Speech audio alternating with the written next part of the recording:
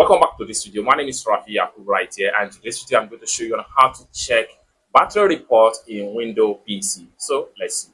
But before we dive into the tutorial, if you find this tutorial useful and you are very new to this channel, remember to click on that subscribe, turn on the notification bell for more useful tutorial like this. So with that being said, let's get started. Alright, so the very first thing you want to do on your Windows PC, press Windows plus Tab, and this run dialog box here is going to pop up. Next thing you need to do is to simply come here and make sure you type in CMD and then hit on OK.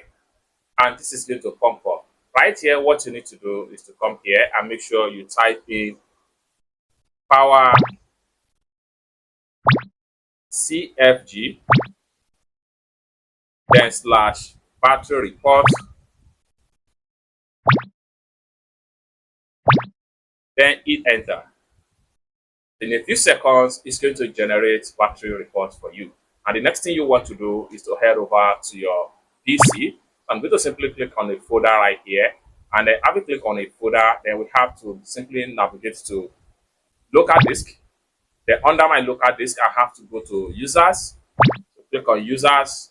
Then click on your PC, HP.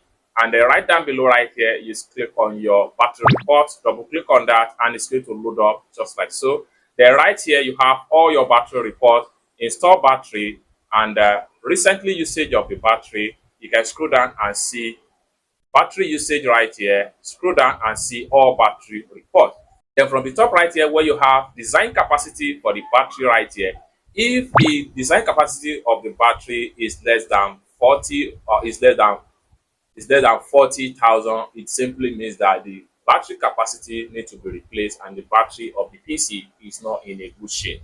It's as simple as that. So basically, this is how to simply check the battery report of your Windows PC.